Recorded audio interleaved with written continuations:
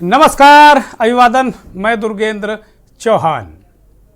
देश की सियासत के सबसे बड़े गढ़ उत्तर प्रदेश में जैसे जैसे मौसम का पारा बदल रहा है, वैसे वैसे एक तरीके से माहौल भी राजनीतिक बदलता नजर आ रहा है।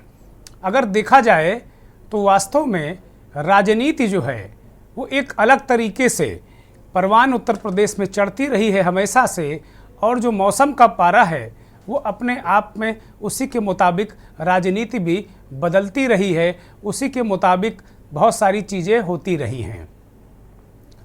वास्तव में अगर देखा जाए तो आज जैसे ही मौसम करवट लेता है वैसे वैसे यूपी की सियासत भी करवट आज भी लेती नज़र आई, और देखने का ये दौर भी हम लोगों को नज़र आया।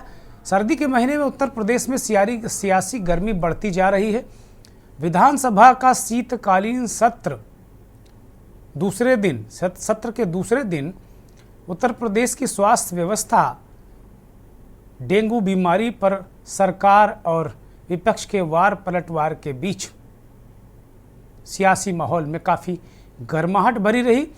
जहां सर्दी के महीने में मच्छरों का आतंक सबाब पर है, सूबे की स्वास्थ्य व्यवस्था खस्ता हाल है, तो वहीं उत्तर प्रदेश के विधानसभा में शीतकालीन सत्र में सत्ता पक्ष और विपक्ष के बीच मच्छरों और उनसे होने वाली बीमारियों के साथ बदहाल व्यवस्थाओं को लेकर भी तेवर विपक्ष के तीखे हैं।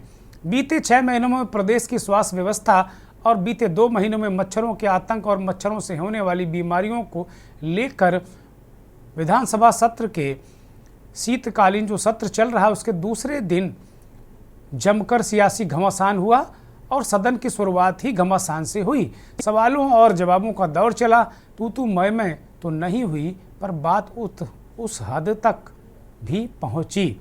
डेंगू का डंक आम आदमी को चुभ रहा है, लेकिन अब उसका असर यूपी की विधानसभा में भी पहुंच रहा है। मंथन पर आज इसी मुद्दे को हम लेकर आए हैं। सदन में सवाल, स्वास्थ्य व्यवस्था खस्ता हाल।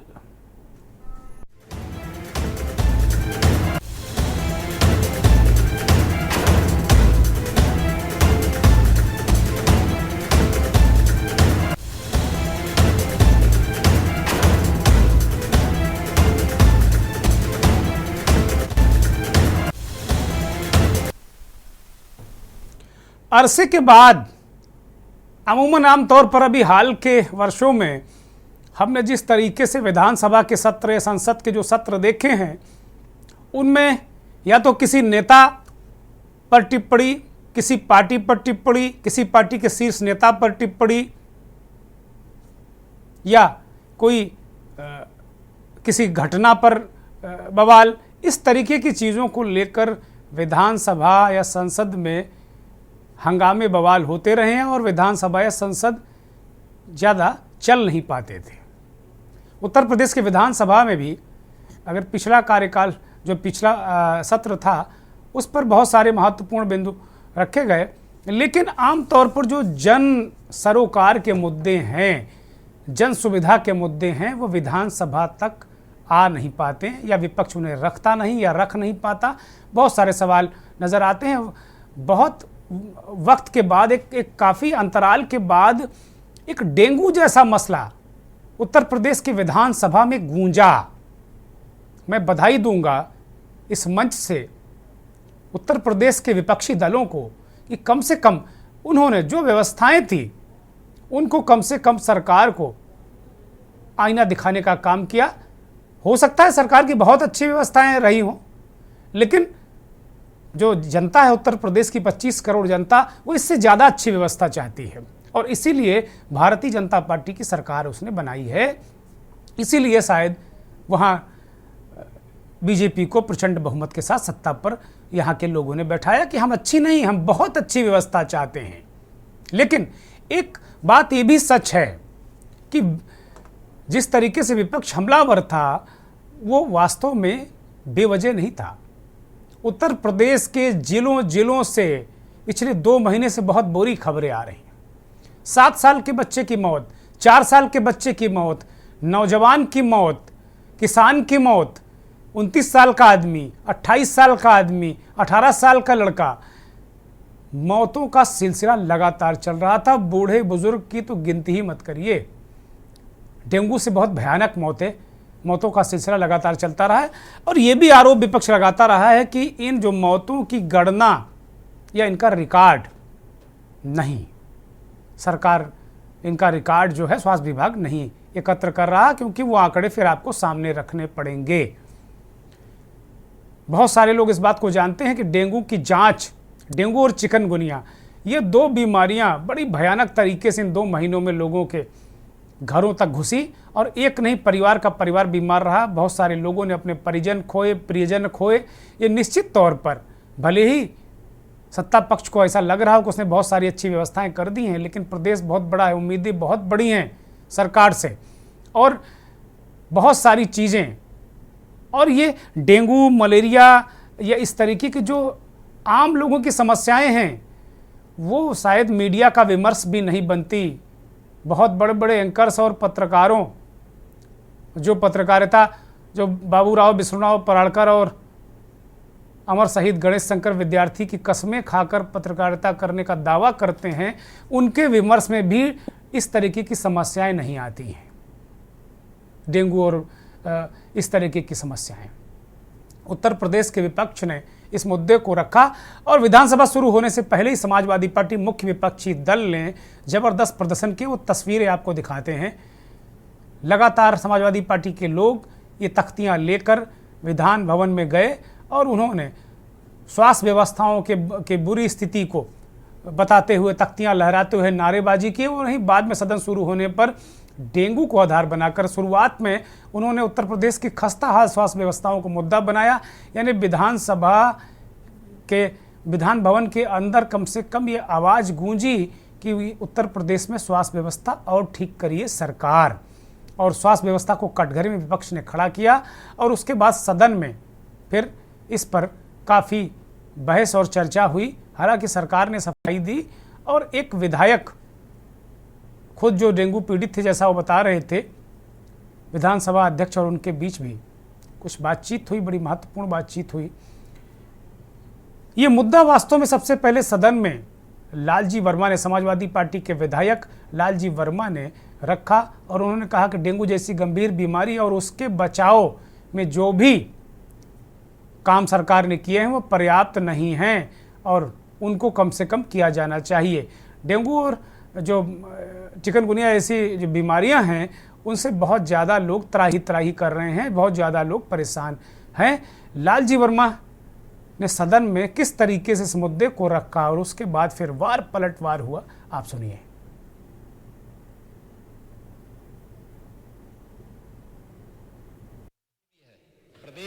डेंगू की बीमारी प्राय हर साल आती रही, लेकिन इस बार कोरोना से भी अधिक मृत्यु डेंगू की बीमारी की वजह से हुआ और प्लेटलेट कम होने के कारण विभिन्न अस्पतालों में जिस तरह से बच्चे 6 साल के, 14 साल के, 18 साल के, उनकी जिस तरह से मृत्यु हुई है डेंगू के कारण, उसका इंतजाम करने के लिए हमें जहां अस्पतालों पर विशेष जोर देना चाहिए था, दूसरी तरफ मान्यवर हमें उसके साफ सफाई की व्यवस्था पर ध्यान देने की आवश्यकता थी, जिससे मच्छर न पनपने पावे, लेकिन इसका इंतजाम नहीं किया गया, जिसके कारण ये भयंकर रूप ले चुकी है। हमारे मेडिकल कॉलेजों में डेंगू पीड़ितों को बेड नहीं मिल पाए, जिससे काफी लोगों को बिना इलाज के मृत्यु हो गई। हमारे जो स्वास्थ्य मंत्री हैं, उप मुख्यमंत्री भी हैं, इनको जहां इस विषय पर ध्यान देने की आवश्यकता थी, जिले जिले में बैठक करके उसके लिए इंतजाम करने की आवश्यकता थी, उस काम को ये नहीं कर पाते। मान्यवर ये अपने सारी ऊर्जा कि कैसे सत्ता परिवर्तन हो इसमें खर्च करने का काम करते हैं, दूसरे विभागों पर ऊपर विशेष ध्यान देने का काम करते हैं। और मान्यवर माननीय मुख्यमंत्री जी ने भी इनको पैदल बना दिया।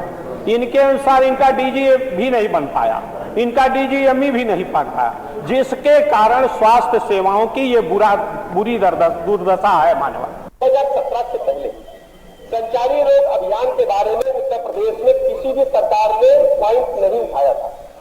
मैं दावे के साथ कहना चाहता हूं कि 2017 के बाद हमारी सरकार ने प्रदेश में वर्ष में 3 बार संचारी रोग अभियान चलाया। हमने 13 विभागों का समन्वय स्थापित किया। प्रतिदिन 3-4 अस्पतालों का स्वयं मैं निरीक्षण करता हूं।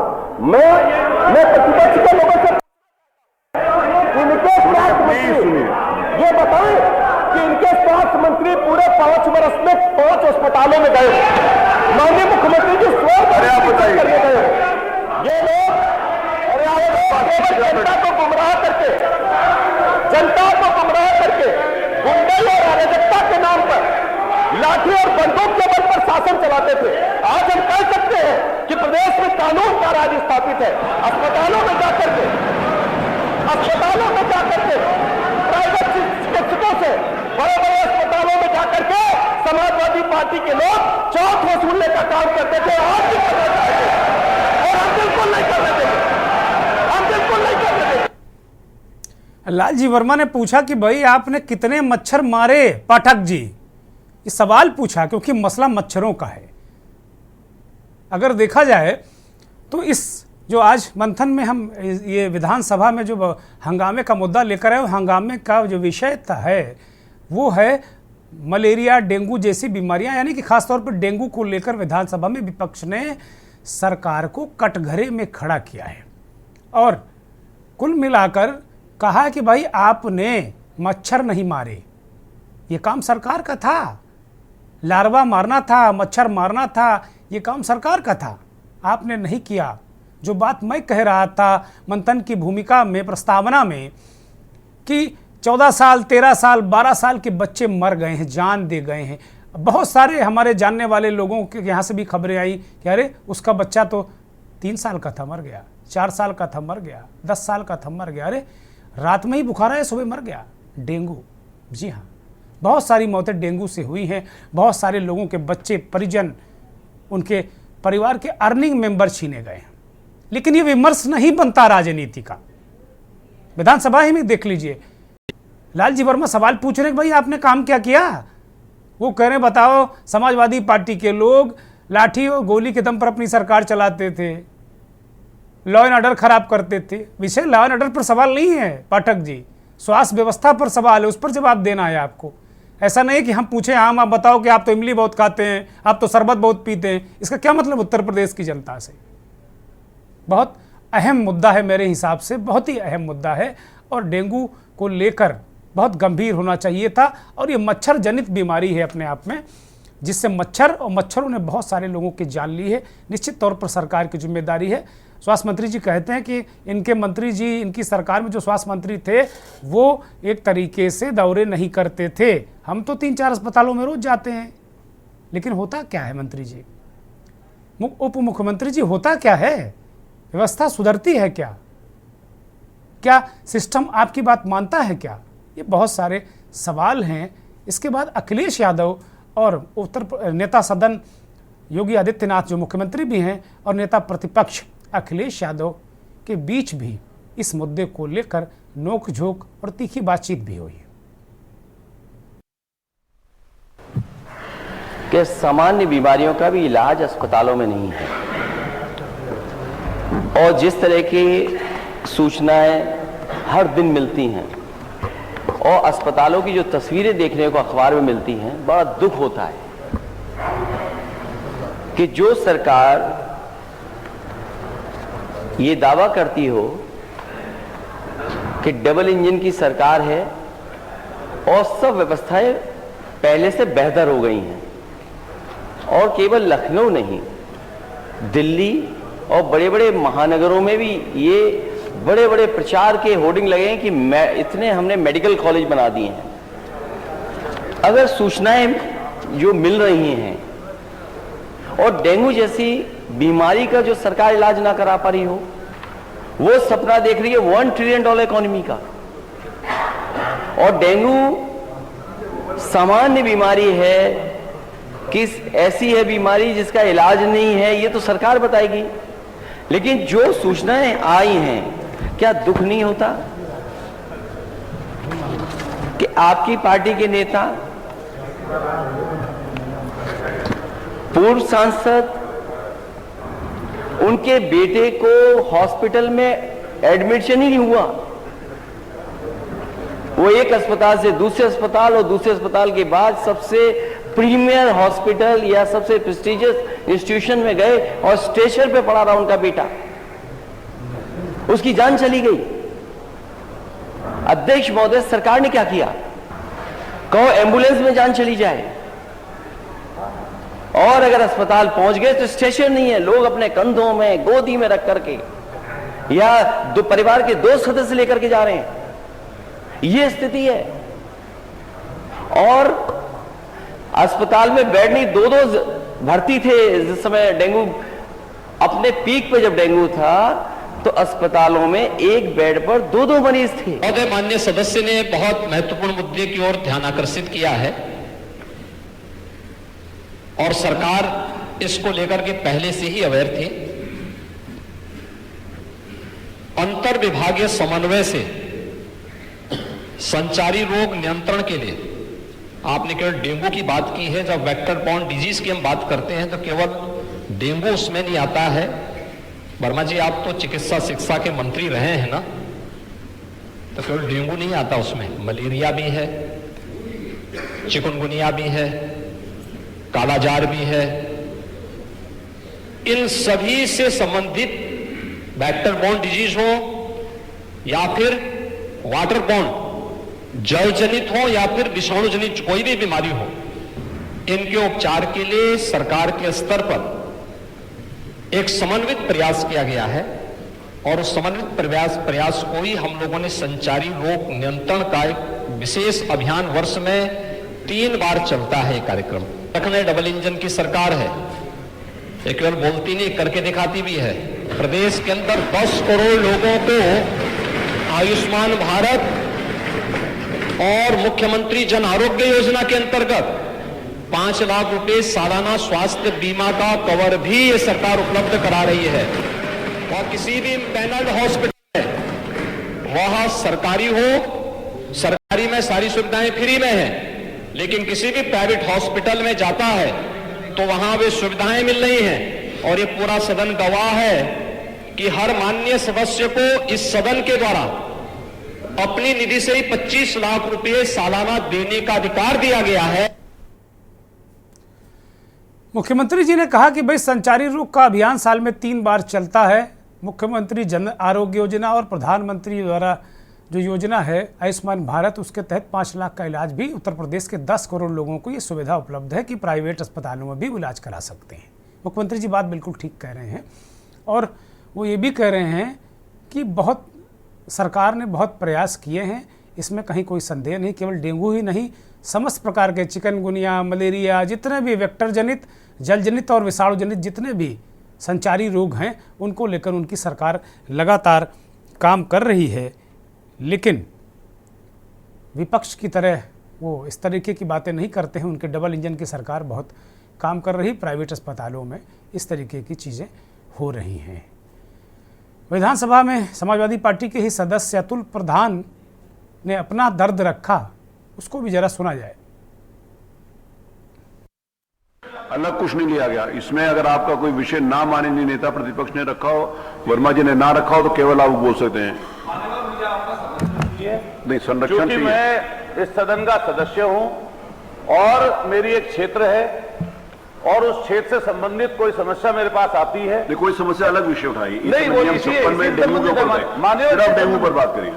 माने तो कोई समस्या, मतलब डेंगू से बीमार अगर कोई व्यक्ति है, मैंने डीएम साहब को उसकी सूचना दी कि एक प्राइवेट हॉस्पिटल में जब सरकारी में इलाज नहीं मिला, प्राइवेट हॉस्पिटल में एक व्यक्ति पहुंचा, मैं साहब वहां पे खुद पहुंचा, माने उप मुख्यमंत्री जी ने संज्ञान लिया, बाकायदा उस पर ट्वीट किया, 3 सदस्य कमेटी बना दी, वो सदस्य कमेटी डीएम साहब ने भेजी। मैं मौके पे जब पहुंचा, मैं डीएम साहब को, सीएमओ साहब को, सबको बता गया। मौके पे थाने की स्थानीय पुलिस, माननीय मुख्यमंत्री जी बैठे, थाने की पुलिस मौके पे थी। मैंने सिर्फ इतना कहा कि कोर्ट से आप दवाई दे रहे हैं, ये व्यक्ति जब महंगी दवाई अस्पताल में मिल रही है तो ये दवाई बाहर से भी ला सकता है। आपने अस्पताल में ही लैब खोल रखी है, अस्पताल में ही मेडिकल स्टोर खोल रखा है, और आप किसी भी ड्रग्स इंस्पेक्टर से, किसी भी ड्रग्स से आप कहीं से भी जांच करा लीजिए। प्राइवेट हॉस्पिटल का लिख के दें तो मुकदमा दर्ज हुआ, मान्यवर मुकदमा, उसमें डीएम और एसएसपी साहब ने क्लीन चिट लगा दी और अरे वो अलग लगाने के बाद में उसी माननीय स्वास्थ्य मंत्री जी कर दिया गया। माननीय मुख्यमंत्री जी यहाँ पे बैठे हुए हैं, वो अलग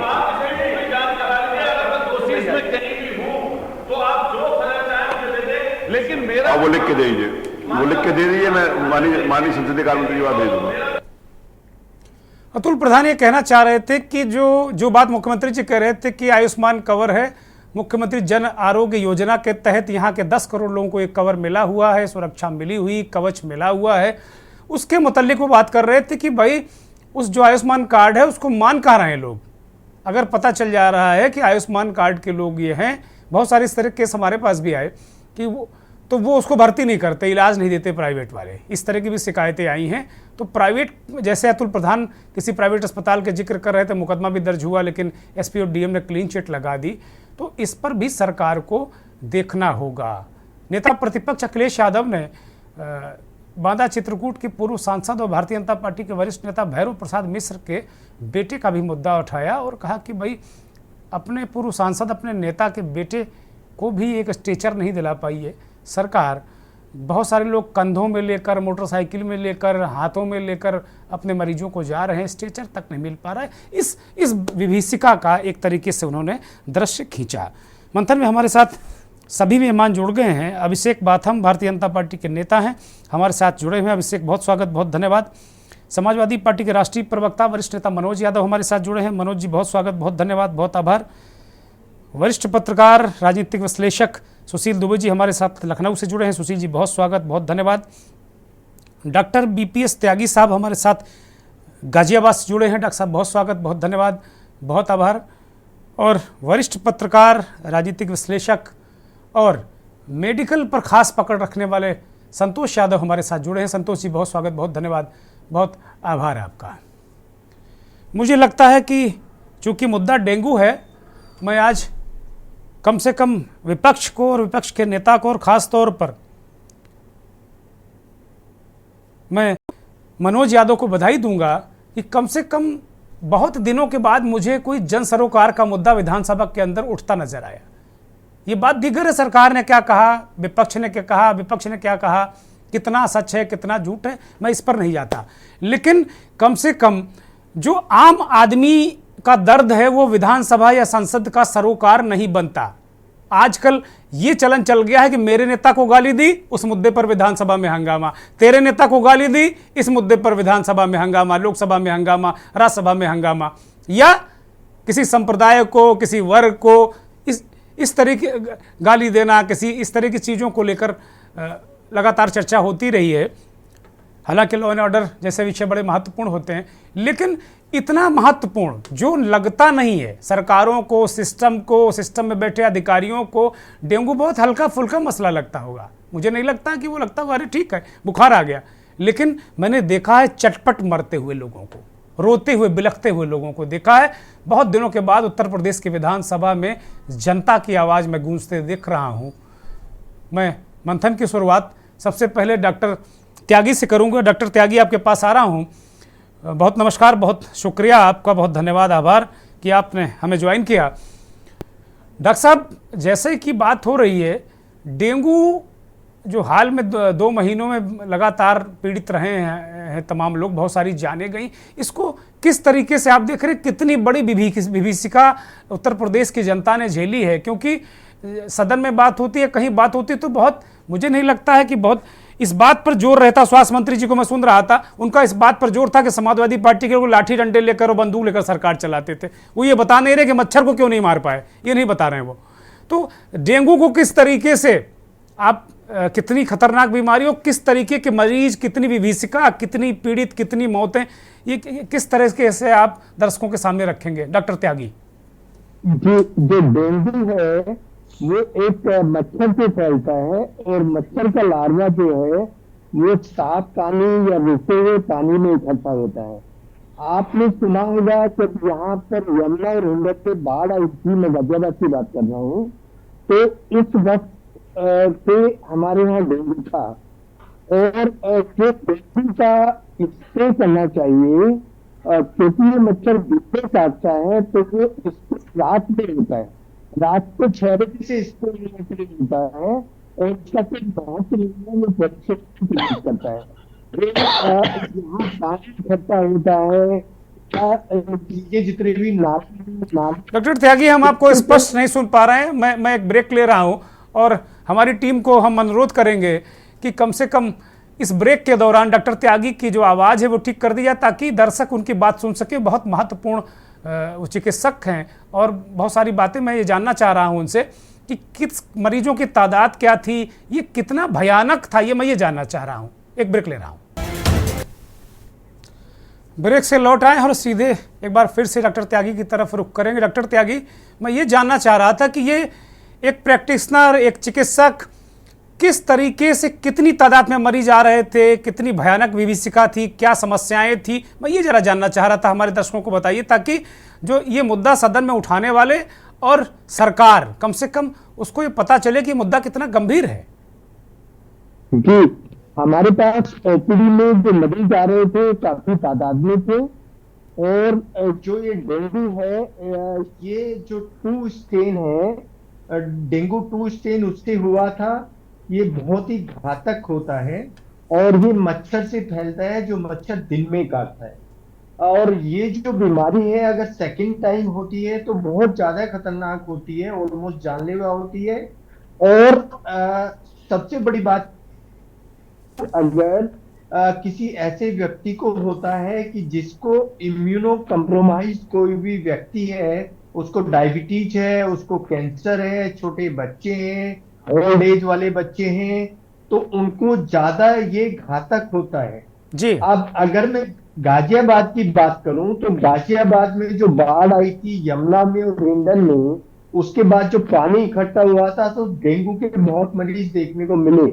एडमिनिस्ट्रेशन इस बात से मुझसे नाराज जरूर हुआ क्योंकि मैं प्राइवेट प्रैक्टिशनर हूं, पर आपको विश्वास नहीं होगा कि एक गांव में तो इतना डेंगू था कि गांव से लोगों का पलायन हो गया, और वहां जो उनका अस्पताल था, क्लिनिक था सरकार का, वो उनकी सहायता नहीं कर पाया। उस गांव का नाम इन सब लोगों को पता है, लेकिन उसके बावजूद जो उनको स्प्रे दिन में करना चाहिए वो रात में हो रहा है, उससे और पॉल्यूशन फैल रहा है, और जो सावधानी होनी चाहिए वो नहीं हो पा रही थी। मैं बिल्कुल क्लियर बता रहा हूं, एक प्राइवेट प्रैक्टिशनर के होते हुए हमने ऐसे ऐसे लोगों को देखा है कि जो यहाँ अस्पताल में उनको जगह नहीं मिली, उनको सीधा दिल्ली रेफर किया गया, दिल्ली में जगह नहीं मिली और उनका मौत हो गई, या तो डेंगू से या काले फंगस से। ये सब चीजें जो अभी उठाई गई हैं सदन में, मैं आभार करता हूं माननीय अखिलेश जी का। मैं किसी पार्टी को बिलोंग नहीं करता हूं, पर ये सदन में उठनी चाहिए थी, मुझे बहुत खुशी है। नहीं, आप आजाद आवाज हैं, और अगर कोई मानता रहे कि आप किसी पार्टी से एफिलेटेड हैं तो उससे ना मुझे फर्क पड़ता है और ना आपको फर्क पड़ता है। हम सब आजाद आवाज है और अपना काम करते हैं। डॉक्टर साहब ने बड़ी महत्वपूर्ण बातें बता दी। सुशील दुबे जी, डॉक्टर साहब ने बड़ी महत्वपूर्ण बातें बताई। निर्विकार भाव से उन्होंने कहा, मुख्यमंत्री जी कह रहे हैं कि भाई साल में 3 बार हमारे यहाँ संचारी रोग का अभियान चलता है। डॉक्टर साहब कह रहे हैं इनके अस्पतालों में जगह नहीं थी, लोग दिल्ली में जगह नहीं पाए और मर गए बहुत सारे लोग। काला फंगस बता रहे हैं कि एक नए टाइप की आफत वहाँ गाजियाबाद और आसपास आई थी, डेंगू भी था। मुझे इस बात पर प्रसन्नता है, दुख है कि तमाम लोगों की जान गई, लेकिन प्रसन्नता है कि अगर यह मुद्दा पक्ष और विपक्ष बहुत संजीदे तरीके से लेगा, सरकार और विपक्ष, तो मुझे लगता है कि आने वाले दिनों में, जैसा मुख्यमंत्री जी बार बार कहते हैं कि उन्होंने गोरखपुर और आसपास जो जापानी बुखार था उसको एक तरीके से उस पर काबू पा लिया, खत्म कर दिया है, तो मुझे लगता है मुख्यमंत्री जी उत्तर प्रदेश में डेंगू और मलेरिया और चिकनगुनिया जैसी बीमारियों में जो लोग मरते हैं उसके लिए भी कोई बड़ी कार्य योजना प्रस्तुत करेंगे। क्योंकि संचारी अभियान तो मैंने देखे कैसे चलते हैं, मलेरिया डिपार्टमेंट या जो स्वास्थ्य के लोग हैं वो खाना पूरी करते हैं। सुशील दुबे दुर्गेन्द्र भाई जी, तक विधानसभा में महत्वपूर्ण जनहित का मामला है, तो जनहित का मामला एक देश के बड़े चैनल ने भी उठा दिया है। बधाई, पहले तो मैं बधाई दूंगा देश को उन 41 मजदूरों के लिए और 12 ट्रेड माइनर के लिए, उन्होंने देश को एक सम्मान दिया, उनको शुभकामनाएं अपने इस बड़े चैनल। अब मैं शुरू कहाँ से करूं? मैं कई प्लाट बना लिया था दुरेंद्र भाई। इससे लखनऊ में एक जमाना था, आपको याद है? उप मंत्री, राज्य मंत्री, जी राजमंत्री परिवार जी और कैबिनेट मंत्री। मतलब कैबिनेट मंत्री से लोग धरती पॉलिटिक्स हिलने लगती थी। मुख्यमंत्री तो बाद, वो तो बहुत ही, वो तो बादशाह अकबर होते। जी क्या है आंदोलन देखिए राजनीति का, ऐसे स्वास्थ्य आंदोलन देखिए, डिप्टी सीएम, फिर उप डिप्टी सीएम, फिर डिप्टी सीएम, फिर उप मुख्य, मतलब कुछ पता ही नहीं कौन किस लेवल का, किसका क्या है। एक बार विधायक बनता है और 6 विभाग का मंत्री होता है, वो भी कैबिनेट मंत्री होता है। ये तो राजनीति का आंदोलन हो गया है।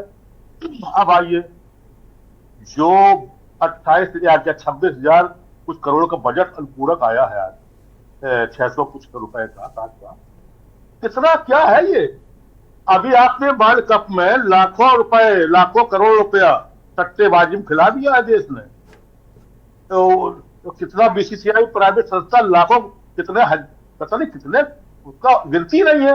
और हम पूरे प्रदेश का पूरक बजट दे रहे हैं 28,000 सब मिला के, हमें 26,000 कुछ है, पूरे आंकड़े 60,000 कुछ है, जो भी आपके पास हो। इतना तो खाली डेंगू के लिए होना चाहिए, इतना तो खाली मलेरिया के लिए होना चाहिए, इतना तो खाली स्वास्थ्य के लिए होना चाहिए। लेकिन अब हम किसके लिए क्या कहें? हमारे पास दिवाली दिए की बजट बहुत है। आगे हम तो मांग करते हैं कि एक दिए का मंत्री बना दिया जाए, वो करने के लिए, शुभकामनाएं देने के लिए दिया मंत्री। दुर्गेंद्र जी, इस लखनऊ की बात, मैं पूरे प्रदेश की बात नहीं कर रहा, मैं इस लखनऊ की बात कर रहा हूं। 2 लाख टन का कूड़ा का पहाड़, ये महान रोड पे कौन सा गांव है? अरे वो गांव उस पे अभी खड़ा हुआ है। 110 करोड़ का भी टेंडर हुआ उसको कूड़ा हटाने का, और 10 बार टेंडर हो चुका है। वो एक कंपनी भाग चुकी है, नई कंपनी आई। कितने मीट्रिक टन का कूड़ा पड़ा हुआ है IIM रोड पे? कितने मीट्रिक टन का कूड़ा पड़ा हुआ है गोमती नगर विस्तार के पास पड़ा हुआ है? ये पड़ाव घर है लखनऊ के अंदर। आप सुनिए, आप करोड़ों रुपया नगर निगम खर्च करता है। मैं सबकी बात करूंगा, अभी विश्वास में भी आऊंगा, अभी पाठक जी पे भी आऊंगा। करोड़ों रुपया खर्च करते हैं नगर निगम वाले। उससे पहले, बरसात से पहले नाले साफ हो गए। फिर वो लोसन जैसा वो कमिश्नर जी मैडम और ये जो इंद्रजीत जी है MLA मैटर, वो लिए जी घुटने भर पानी पड़े रहते हैं। कितना कीचड़! केवल नगर का, लखनऊ का हैदर कैनाल नाला साफ कर दे, मैं 100 नाले की बात ही नहीं करता हूँ, डेंगू मलेरिया खत्म हो जाएगा। अरे आप कोकराल नाला साफ कर दो। अब आगे आइए, देखिए, अब प्रकाश जी ने बड़ा अच्छा कहा, वो अखिलेश जी ने बड़ा अच्छा कहा, और बेशक रूप से उनसे 100 बहुत अच्छा बोले ब्रजेश पाठक जी। देखिए, हमें वो लोग बहुत अच्छे लगते हैं जो भूतकाल में बोलते, ठीक है ना? ठीक है, मैं आ रहा हूँ सुशील जी, आपके पास आ रहा हूँ। आपने बहुत सारी बातें साफ साफ कह दी, स्पष्ट कह दी। मैं आपके पास आऊँगा। मैं सोच रहा हूँ कि भारतीय जनता पार्टी के नेता बाथम को अपनी चर्चा में शामिल कर लूँ। बाथम जी, वो पूछ रहे हैं, अखिलेश यादव कह रहे हैं कि आप बेड नहीं दे पाए, स्ट्रेचर नहीं दे पाए, डेंगू से इतने लोग मर गए। दिल में हाथ रखकर आप भी कहिएगा, सोचिएगा कि आपके पास भी बहुत सारी खबरें आई होंगी कि इसका 7 साल का बच्चा मर गया, 6 साल का बच्चा मर गया। डॉक्टर त्यागी प्रत्यक्षम किम प्रमाणम, उसका प्रमाण है। वो कह रहे हैं पूरा गांव पलायन कर गया। गाजियाबाद भी इसी उत्तर प्रदेश में है। अस्पतालों में आप इलाज दे नहीं पाए, एक काला फंगस और वहां आफत आ गई। ये है स्वास्थ्य की व्यवस्था। मुझे लगता है अगर मैं उत्तर प्रदेश के विभिन्न कोनों से अगर चिकित्सकों को बैठाऊंगा तो वही पोल खोल देंगे कि क्या स्थिति, क्या परिस्थिति है।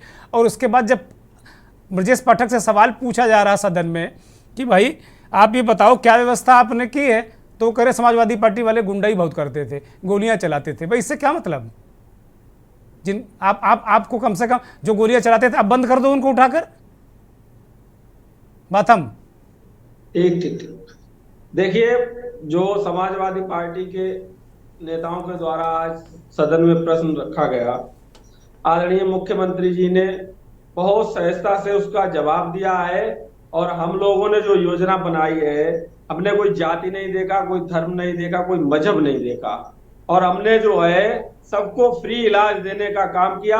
और 5 लाख तक का अगर प्राइवेट किसी हॉस्पिटल में कराते हैं तो उनको 5 लाख रुपए तक का इलाज फ्री देने का काम भारतीय जनता पार्टी की सरकार ने किया है। ना कोई जाति है, ना हमारा कोई वोट है, ना कोई मजहब है, हमने सारी जातियों को देने का काम किया। और अभी आदरणीय डॉक्टर साहब कह रहे थे कि वो वहां गाजियाबाद में एक गांव पलायन कर गया है। तो महोदय, हम लोगों को, अगर हम लोग राजनीति से जुड़े हैं और आप लोग मीडिया जगत से हैं, तो ये चौथा स्तंभ कहा जाता है मीडिया। हम लोग देखते रहे, समाजवादी पार्टी की जब सरकार रही तो आए दिन लोग पलायन करते थे, आए दिन लोग पलायन करते थे। भूतकाल में आप भी चले गए, छोड़ देंगे। अभी सुशील जी ने कहा कि पाठक जी गए, आप भी भूतकाल में चले गए। सुन लीजिए, स्वास्थ्य देंगे और सुदृढ़ कानून व्यवस्था भी देंगे और फ्री राशन भी। अरे वो कह रहे हैं इलाज की बात, वो कह रहे हैं फ्री राशन आप दे रहे हो, वो कह रहे हैं भैया डेंगू से बचाओ आप करो, लॉ एंड ऑर्डर देंगे, ये क्या बात हुई? डेंगू से बचाओ हमारी सरकार बखूबी कर रही है और मर रहे हैं वो ऐसे लोग मर रहे हैं। समाजवादी पार्टी की सरकार में मरे थे जो उनकी अब लाशें अखिलेश यादव उठा रहे हैं। वो लोग जो मरे हैं वो कैसे मर गए? सुन लीजिए, अरे भाई विपक्ष तो कल भी काले कपड़े पहन के सदन में गया था। मतलब आपको कोई असर नहीं पड़ता है। जनता का मुद्दा, अगर कोई जन सरोकार का मुद्दा उठाएगा आपको असर ही नहीं पड़ेगा। आप वो पूछेगा सवाल, आप कहोगे ईरान चले जाओ, तुरान चले जाओ, पाकिस्तान चले जाओ। ये कौन सी बात हुई भाई? भाई कल भी समाजवादी पार्टी काले, ठीक है, उनका संवैधानिक अधिकार है। आप भी विपक्ष में थे तो आप खोपड़ी में सिलेंडर लेकर जाते थे, आप झंडा ठहराते थे, आप नहीं करते। जो विपक्ष का कर्तव्य वो कर रहे हैं। लेकिन आज उन्होंने डेंगू का मुद्दा उठाकर क्या कोई गुनाह कर दिया क्या? बातम सरकार अपनी जगह पर बिल्कुल ठीक काम कर रही है और विपक्ष का काम है सिर्फ हो हल्ला फैलाना। ठीक है, तो मतलब आप सुनना ही नहीं चाहते। इसको मत लगाइएगा। मैं मनोज यादव को, मैं आपको रोक रहा हूं, मनोज यादव को चर्चा में शामिल कर रहा हूं। मनोज यादव, बहुत दिनों के बाद इस तरीके का मुद्दा सदन में मुझे दिखा, अच्छी बात है, होना चाहिए। वस्तुस्थिति, परिस्थिति और भारतीय जनता पार्टी का सदन और सड़क पर जो रुख है, मनोज यादव।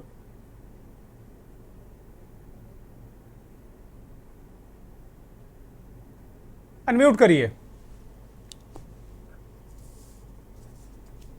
जी दुर्गेन जी, नमस्कार। नमस्कार, प्रणाम जी। मैं पैनल में बैठे सभी साथियों को मेरा नमस्कार। और मैं एक बात कहना चाहता हूं कि मुझे एक नया आइडिया अभी सूझा है, और वो आइडिया ये सूझा है, जो बात आपने कही, बात हमने कही, और वही मुख्यमंत्री ने कही, वही उप मुख्यमंत्री ने कही। यानी कि हमारा सवाल है कि डेंगू का इलाज कैसे मिले। जवाब आ रहा है लाठी डंडे चल रहे हैं, जवाब आ रहा है इनके मंत्री नहीं जा रहे थे। अब हमें लग रहा है, मैं अपने राष्ट्रीय नेतृत्व से, आदरणीय अखिलेश यादव जी से, आदरणीय शिवपाल जी से, और पार्टी के सभी सीनियर नेताओं से और विपक्ष के साथियों से, अब हम लोग अपनी बात, अगर ये सरकार इसी तरह रिएक्ट करे तो हम लोगों को कोई मंदिर चुनना चाहिए, उस मंदिर के सामने ले चलें और वहां ढोल मंजीरा उसमें भी आपका कॉपीराइट नहीं है महाराज, फंस जाओगे चक्कर में। सुनिए, नहीं, वहां जाके हम लोग कहें, हे भगवान डेंगू बहुत फैल रहा है और कोई सुन नहीं रहा है, तब शायद, मेरे ख्याल से, मेरा मतलब आप समझ गए होंगे जी, मैं इस बात को कहां ले जाना चाह रहा हूं। तब शायद बेशर्मी की चादर ये सरकार हटाए। मुझे एक ये रास्ता नजर आ रहा है। देखिए, अगर सरकार ने बहुत काम किया तो संचारी रोग, खैर ही है, संचारी रोगों का, जापानी बुखार का, काले ज्वर का, पता नहीं कितनी बीमारियां गिनाई मुख्यमंत्री जी और उप मुख्यमंत्री जी, दोनों लोग जानते हैं क्या गिनाते? इतने लाख रुपए का हमने डेंगू रोकने के लिए छिड़काव किया, इतने करोड़ लोगों को मच्छरदानी बांटी गई। आपको पता होगा, मलेरिया जब आता है या कोई ऐसा बीमार जो संचारी रोग होता है, तो ग्रामीण क्षेत्रों में जब बाढ़ की स्थिति के बाद की होती है तो वहां मच्छरदानियां बांटी जाती हैं जी, तमाम छिड़काव किए जाते हैं। और जैसा डॉक्टर साहब ने कहा, और मैं भी समझता हूं इस बात को बड़े बेहतर ढंग से, कि और एक बड़ा पॉइंट जोड़ दूं, फिर आगे वो बात करूं। दिल्ली में डेंगू आया था तो आप देख रहे होंगे कि अवेयरनेस के लिए मौजूदा दिल्ली की सरकार ने लास्ट 2 ईयर पहले लगातार वो बात चला रही थी कि डेंगू से बचाव के ये उपाय। टायर में पानी, कूलर में पानी, फलाना धमाका, वो पूरा दिन टीवी चैनल्स पे। इस बात के लिए मैं आप लोगों को कनेक्ट कर रहा हूं कि आपको कितना प्रचार करने के लिए एडवर्टाइजमेंट मिला कि डेंगू से बचाव के उत्तर प्रदेश की सरकार इतना अवेयरनेस के लिए प्रोग्राम कर रही है। आप लोग बताओगे कि कितना बजट आपको मिला और कितने प्रोग्राम ये मिले कि 24 घंटे, जब महामारी छाई है तो 24 घंटे वो चलने चाहिए, हर घंटे में कम से कम 10 बार 20 बार चलना चाहिए। एक ही मिनट का तो अवेयरनेस प्रोग्राम होता है, उससे भी कम होता है, 30 सेकंड 40 सेकंड का होता है। लेकिन आप लोग इस बात की पुष्टि करो कि सरकार ने वो कौन से प्रोग्राम, दवाई इलाज वाली अस्पताल वाली बात की बात है, डेंगू हो कैसे ना, इंजेक्शन से थोड़ी नहीं। वो तो अगर बचाव के उपाय बता दिए जाएंगे तो लोग बड़े कपड़े पहनना शुरू कर देंगे। ये भी तो कहते फुल आस्तीन के कपड़े पहनना, मोजे जूते पहने रखो, तो उससे भी बचाव हो सकता है। क्या उपाय किया सरकार ने? यह मुख्यमंत्री ने जवाब दिया क्या? और इनका हजारों करोड़ रुपए का बजट है दुर्गेन जी, हजारों करोड़ रुपए का बजट है प्रचार प्रसार का। लेकिन इस सरकार ने, मुझे नहीं लगता कि मैं भी एक मीडिया का व्यक्ति हूं, मैं भी आप लोगों के संरक्षण में हमेशा रहता हूं, प्रतिदिन रहता हूं, किसी ब्रेक में मैंने नहीं देखा कि सरकार ने एक सिंगल 30 सेकंड का प्रोग्राम चलाया हो कि डेंगू से बचाव के लिए उत्तर प्रदेश की जनता ये प्रोग्राम, ये तरीके, ये चीजें अपनाए। मेरा गला फट गया था, विश्वास करिए। कोरोना में मैं पहला व्यक्ति था जो चिल्ला चिल्ला के कह रहा था कि कोरोना से बचाव के अवेयरनेस के तमाम सारे प्रोग्राम चलाइए, जिससे आम जनता को पता चले कि कोरोना से कैसे बचा जा सकता है। बड़ी बेशर्मी के बाद, महीनों भर बाद उत्तर प्रदेश में प्रोग्राम चल पाए, महीनों भर बाद। आप हमें गाली दे लो, कोई दिक्कत नहीं, हम विपक्ष में, हम आपकी गालियां सुन लेंगे, आपके आरोप हम झेल लेंगे। लेकिन ये कहां से राजनीति सीख के आए हो? ढोल मंजीरा वाली राजनीति चाहते हो क्या? चल सन्यासी मंदिर में मतलब ढोल बजाए, तब समझ में आएगा कि उत्तर प्रदेश में दिक्कत है। भैया आपको जनता ने ये जिम्मेदारी दी कि उत्तर प्रदेश की जो भी समस्या है उसका निजात आप करोगे, ठीक है। लेकिन आप कहां, ऐसे हवाई जहाज से उड़ते हैं, कहां पहुंच गए? तेलंगाना। आप कहां? कहीं राजस्थान। कहीं आप कहां? कहीं आप तो वो मध्य प्रदेश में। कहीं आप कहां? छत्तीसगढ़ में। माननीय मुख्यमंत्री जी लगातार पूरी तरीके से चुनाव मंत्री बन गए हैं, मुख्यमंत्री। पार्टी ने जिम्मेदारी दी है मनोज यादव, तो जाना ही पड़ेगा। पार्टी अगर कहेगी तो जाना ही पड़ेगा भाई। तो यहाँ मच्छर विपक्ष वालों से मरवा दें, उन्हीं जिम्मेदारी दे दें कि विपक्ष वाले छिड़काव कर लो तुम लोग, तुमको तो चुनाव प्रचार करना नहीं है। यही कुछ नियम कानून। और ये डॉक्टर्स हैं, ये सारे विभाग, जितने भी विभाग हैं, उन विभागों की क्या जिम्मेदारी और इनका बजट क्या है? आज तो ब्रजेश पाठक से जब बात नहीं बन पाई तब मुख्यमंत्री जबरदस्ती खड़े हो गए कि अब मुख्यमंत्री जी बोलेंगे। क्यों? वो तो जिंदाबाद का नारा लगवाने लगे, इनकलाब जिंदाबाद, समाजवादी पार्टी गुंडों पार्टी, समाजवादी पार्टी लाठी चला। मतलब मैं तो हतप्रभ, मैं लाइव सुन रहा था कि कैसे पगला गए उप मुख्यमंत्री, पगला गए बिल्कुल। उनके पास कोई जवाब नहीं था, निशब्द थे, उनके पास कोई सेंटेंस नहीं था, उनके पास कोई डेटा नहीं था, मुख्यमंत्री है, प्रोग्राम। शब्दों का चयन सही करिए भाई पाठक जी, आपके भी मित्र होंगे। बताते हैं उप मुख्यमंत्री के बाद हमको, ये तो प्रधानमंत्री जी को भी दे दें। जनता है, कुछ भी दे सकती है नेताओं को। अब हमें तो गुंडा कह देते, लाठी डंडा कह देते, हम बुरा न मानते, इसलिए नहीं मानते। चलिए मैं एक छोटा सा रिएक्शन अभिषेक बाथम से ले लेता हूं। मनोज भाई मैं आता हूं दूसरे राउंड में। अभिषेक बाथम एक छोटा सा रिएक्शन, फिर मैं संतोष यादव के पास जाऊंगा। मुझे लगता है संतोष यादव बहुत सारे आंकड़ों के साथ में बैठे हैं। ये दिन भर उत्तर प्रदेश भर के मरीजों के बारे में मुझे फोन करते रहते हैं कि यहाँ ये हो गया, वहाँ वो हो गया, दिन भर। संतोष यादव के पास बहुत सारी जानकारियां हैं, वो स्तुति से भी बताएंगे। बोलिए बाथम जी। देखिए भाई साहब, समाजवादी पार्टी का काम गुमराह करने का है और ये बखूबी सदन छोड़ के भागने वाले लोग हैं। आज जाने कैसे इनको सदन में जो है ये याद आ गई कि साहब डेंगू हुआ और मच्छर रहे, उससे डेंगू फैल गया। ये लोग जब भी कोई बढ़िया मुद्दा आया, जो बिल आया, उसको छोड़कर अखिलेश यादव सदन से भाग आते हैं और जनता को गुमराह करते हैं। मैं बात करता हूं CAA की। CAA में अखिलेश यादव जी सदन छोड़कर भाग आए और यहाँ, अरे डेंगू की बात करो भाई, CA की चर्चा हम कर लेंगे। आप UCC की बात करने लगते हो। आप कहोगे कि भैया इन्होंने मंदिर नहीं बनवाया। इन सब चीजों से जनता को कुछ नहीं भला होने वाला। ये आपको वोट मिल जाएंगे लेकिन जनता को भला नहीं होगा। आप रुकिए, मैं संतोष यादव के पास जाता हूं। संतोष जी, बहुत दिनों से आप चीजों को फॉलो कर रहे हैं, मेडिकल को फॉलो कर रहे हैं। और पॉलिटिक्स को भी फॉलो कर रहे हैं। क्या क्या स्थिति रही इन 2 महीनों के अंदर, कि किस तरीके की स्थितियां परिस्थितियां रही संतोष जी? देखिए दुर्गेन जी, आपको तो मैं प्रतिदिन हर चीज बताता रहा पूरे प्रदेश में कि नोएडा, गाजियाबाद, ग्रेटर नोएडा, जेम्स की क्या हालत रही। वहाँ के डायरेक्टर ने तोड़ फोड़ करवा दिया जब मरीजों ने बवाल किया ये डेंगू पर, ठीक, उसको सेवा विस्तार दे दिया इन्होंने 1 साल का। देखिए मतलब जो भ्रष्ट उसको सेवा विस्तार, अब आइए समझिए, सेवा विस्तार उसको दे दिया इन्होंने जी। अब आइए डिप्टी सीएम महोदय, हमारे आदरणीय डिप्टी सीएम महोदय मेन मुद्दे पे क्यों नहीं आ रहे? सीएम बताओ ना, आप बताओ क्यों नहीं आ रहे हैं? हमने इसीलिए कार्यक्रम किया है, आपको बुलाया कि बताओ। उनको इसलिए नहीं आ रहे हैं कि उनका जो अधिकारी है जी, उनका पर्दे के पीछे से चोली दामन का साथ है दुर्गन जी। आप समझ गए होंगे सभी हमारे लोग जी। ऐसा चोली दामन का साथ है कि भ्रष्टाचार का चोली दामन का साथ है, जिसका मैं आपको प्रमाण दे दूं। अब आ जाइए कानपुर मेडिकल कॉलेज जी, कितना डेंगू फैला, चिकनगुनिया फैली, मलेरिया फैला, मेडिकल एमबीबीएस मेडिकल छात्रा की मौत हुई।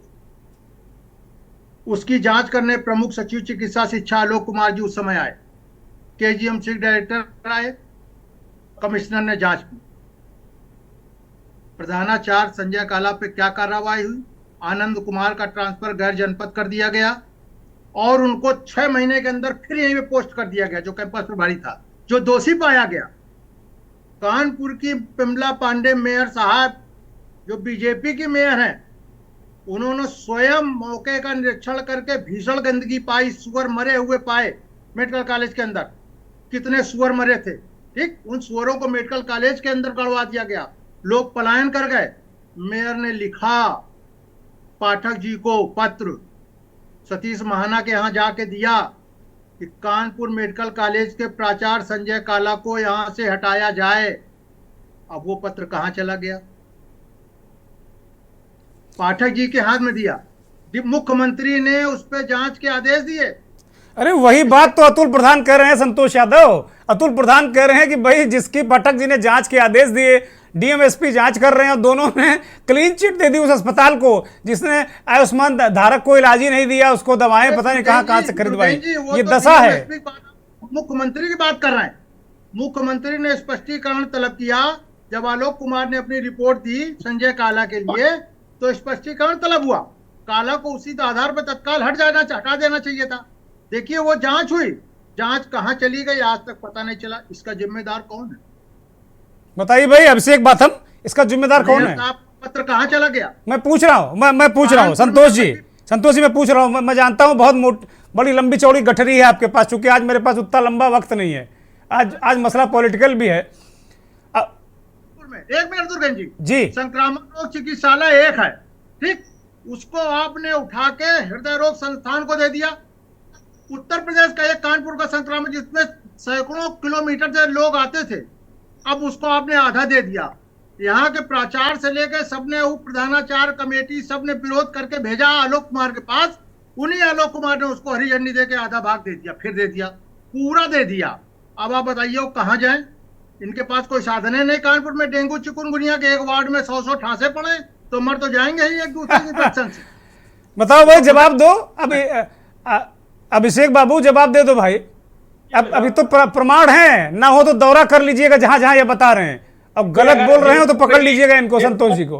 चर्चा कर रहे हैं, अगर ऐसा हुआ है तो उनके ऊपर कार्रवाई की जाएगी। और माननीय मुख्यमंत्री जी को कार्रवाई की जाएगी यार, कार्रवाई के लिए लिखा, बात को सुना ना, कहाँ गई? बात को सुन लो। हाँ सुनेंगे बातन जी, बताइए, हम तो सुनने के बैठे हैं। मुख्यमंत्री जी को स्वयं मिलकर ये कहूंगा कि आप इनके खिलाफ कार्रवाई कीजिए। अगर इस टाइप का कोई पत्र लिखा गया तो 100% मैं इस चैनल के माध्यम से गारंटी दिलाता हूं कि हमारी सरकार कार्रवाई करेगी। दूसरी जो बातन जी आपको सुन लीजिए, आपने तय कर लिया ना? नहीं सुनिए तो बोलिए कहाँ रहे आप? फर्रुखाबाद में रहता हूँ, सुन लीजिए। फर्रुखाबाद में जब समाजवादी पार्टी की सरकार थी तो एक हमारे यहाँ बड़ा चिकित्सालय है, डॉक्टर राम मनोहर लोहिया चिकित्सालय। उस चिकित्सालय की स्थिति ये थी कि साहब वहां डॉक्टर्स नहीं थे, वहां स्टाफ नहीं था। आज हमारे यहाँ आप आके देख लीजिए, कभी निरीक्षण कर लीजिए, आके घूम लीजिए और देख लीजिए कि डॉक्टर राम मनोहर लोहिया भारतीय जनता पार्टी की सरकार बनने के बाद कितना आदर्श हॉस्पिटल बनाने का काम भारतीय जनता पार्टी। ये तो बहुत अच्छा काम किया आपकी पार्टी ने भाई, सराहनीय कार्य है। बहुत अच्छी बात है भाई, आप महापुरुषों का सम्मान करते हैं। अगर श्यामा प्रसाद मुखर्जी चिकित्सालय लखनऊ में बनाते हैं तो यहाँ भी आपने अच्छा काम किया, बहुत धन्यवाद आपका। मैं मनोज यादव को शामिल करूंगा क्योंकि बहुत थोड़ा सा वक्त है। मनोज यादव ये कह रहे हैं कि भाई ये बार बार जा रहे हैं कि आपने कुछ नहीं, आपने कुछ, ये डेंगू पर नहीं आ रहे हैं, ये कह रहे हैं कि आपने कुछ नहीं किया, हम भी कुछ नहीं करेंगे। मैं हतप्रभ हो गया इस बात। सुशील जी मैं आ रहा हूँ, सुशील जी मैं आ रहा हूँ आपके पास, सुशील जी आ रहा हूँ, बोलिए मनोज जी बोलिए। बाथम जी ने जो बातें रखी वो बातें मेरे ख्याल से बिल्कुल इतर बातें रख दी, और जो बातें संतोष जी ने कही, मैं संतोष जी को इस जगह थोड़ा सा हो सकता है उनको मेरी बात अच्छी ना लगे, ये बीजेपी की सरकार है, यहाँ हटाया वटाया नहीं जाता है। बहुत शिकायत करोगे तो फिर बस थोड़ा जेल चले जाओगे, जेल चले जाओगे, जेल चले जाओ, हटाया वटाया नहीं जाता है। और बाथम जी ने जो अभी एक बात कही कि मैं अपील आपको आश्वासित करता हूँ, भैया बाथम जी को ये नहीं मालूम फर्रुखाबाद में हमारे बहुत लोग हैं, मैं इनको लेटर संतोष जी अरे सुन लो भाई, संतोष जी सुन लो।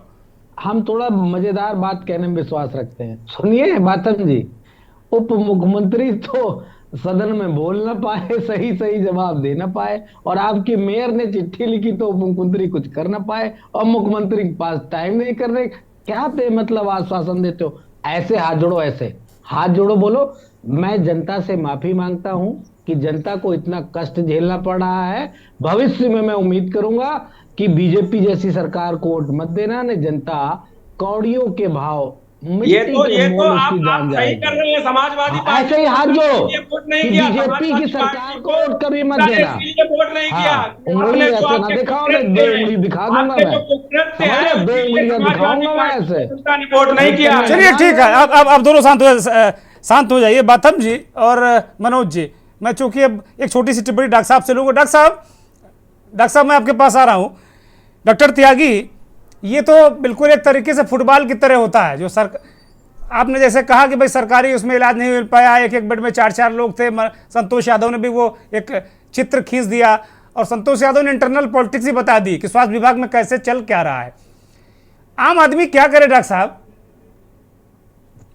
इसमें देखिए, मैं आपको बिल्कुल क्लियर कट बताने जा रहा हूं कि जो आम आदमी है वो इतना परेशान है कि वो कार्ड तो अस्पतालों में चलता नहीं है जो बनाया गया है। और आपने बिल्कुल सही कहा कि प्राइवेट अस्पताल वाले इसलिए नहीं उसको एंटरटेन करते हैं कि जितना उस ऑपरेशन का या जिसका पैसा मिलना चाहिए उससे 6 गुना कम मिलता है, तो कौन इतना कष्ट उठाएगा और कौन जिम्मेवारी लेगा। ऑपरेशन करने के बाद जिम्मेवारी भी होती है, अगर मरीज को कोई नुकसान हो जाए तो डॉक्टर को जेल भी जाना पड़ता है, उसके अस्पताल भी टूटते हैं। एक बार फूल बरसाने से काम नहीं चलता है, डॉक्टर की रक्षा करनी पड़ती है। अभी यहाँ हमारे यहाँ गाजियाबाद में एक डॉक्टर को एक कवि महाराज ने पीट दिया और उस पे कोई कुछ नहीं बोला। अल्टीमेटली आईएमए सामने आई, उसने माफी मंगवाया। तो ये जो डॉक्टर हैं, ये जो अगर सच बात कहेंगे तो सीएमओ साहब का फोन आ जाएगा, अगर ये अच्छी बात बताना चाहेंगे कि समाज को थोड़ा सा सुधारिए, पानी मत इकट्ठे होने दीजिए, अवेयरनेस प्रोग्राम हम लोग चलाते हैं। मैं यहीं की एक बात बता रहा हूं आपको, ये पॉलिटिकल बात है, एक प्राइवेट चिकित्सक आपको बता रहा है। माननीय वीके सिंह जी ने उप मुख्यमंत्री को चिट्ठी लिखी है कि 4 अस्पताल जो मेरे जिले में बनने थे उनका क्या हुआ, उनकी एक ईंट भी नहीं रखी गई। 100 बिस्तर का अस्पताल है जो पूरा फुल था और यहाँ स्ट्रेचर पे जगह नहीं थी, तो वो 4 अस्पतालों का क्या हुआ। एमपी के इलेक्शन आ रहे, उसका कोई जवाब नहीं दिया गया। अखबारों में निकल रहा है कि वीके सिंह जी ने मुख्यमंत्री साहब को बोला है कि आप डीएम को फोन करिए, यहाँ जितने भी उद्घाटन होते हैं उनमें हमें नहीं बुलाया जाता है। तो सिर्फ ये काम करके वाहवाही लूट के कि टनल से मजदूर निकाले हैं तो माला पहना दो। अपने क्षेत्र में क्या काम किया है गाजियाबाद में? ठीक है डॉक्टर साहब, बड़ी बड़ी महत्वपूर्ण बात है। चूंकि मैं माफी के साथ आपको रोक रहा हूं, मैं चूंकि समय की मजबूरी में ले नहीं सकता, मैं अगली चर्चा में आपको अवश्य बुलाऊंगा और इसी मंथन कार्यक्रम में मैं उत्तर प्रदेश की स्वास्थ्य व्यवस्थाओं का एक एक्सरे करना चाहता हूं। मैं जल्द ही इसको करूंगा क्योंकि मुद्दा विधानसभा में उठ गया है। मैं अंतिम टिप्पणी के लिए सुशील दुबे जी के पास जा रहा हूं और इस निवेदन के साथ में कि बेहद संक्षिप्त। देखिए, मैं एंटाइटल होने के बाद भी आयुष्मान कार्ड होल्डर यूपी से नहीं हूँ, ठीक है। दूसरी बात, आपकी जब डिबेट हो स्वास्थ्य पे तो जो उत्तर प्रदेश के सीएमओ हैं उनकी रेस्ट लिस्ट जरूर बना लीजिएगा, अच्छी बुरी जैसे भी है, कि किस रेट पे किस जिले पर क्या स्थिति बनती है, और उन डॉक्टरों का जरूर हिसाब कर लीजिएगा जो उत्तर प्रदेश के स्वास्थ्य मुख्यालय में, स्वास्थ्य भवन मुख्यालय में जो प्रैक्टिशनर डॉक्टर हैं वो वहां क्लर्कगिरी कर रहे हैं, वहां बाबूगिरी कर रहे हैं, वहां विभागाध्यक्ष बने हुए जो प्रैक्टिशनर हैं उनकी भी जरा लिस्ट बना लीजिएगा, जिनका काम मलेरिया रोकना है, जिनका काम डेंगू रोकना है, जिनका काम दर्द देना, दवा देना है दर्द। बहुत शुक्रिया सुशील जी, बहुत शुक्रिया। बिल्कुल वक्त नहीं है, अभिषेक बाथम आपका धन्यवाद, संतोष यादव आपका धन्यवाद, बहुत धन्यवाद डॉक्टर बीपीएस त्यागी, और बहुत बहुत धन्यवाद मनोज यादव जी, आपका बहुत आभार, बहुत धन्यवाद उन करोड़ों दर्शकों का जो मंथन में। फिलहाल इतना ही, नमस्कार। आप देख रहे हैं के न्यूज़, खबरों का सारथी।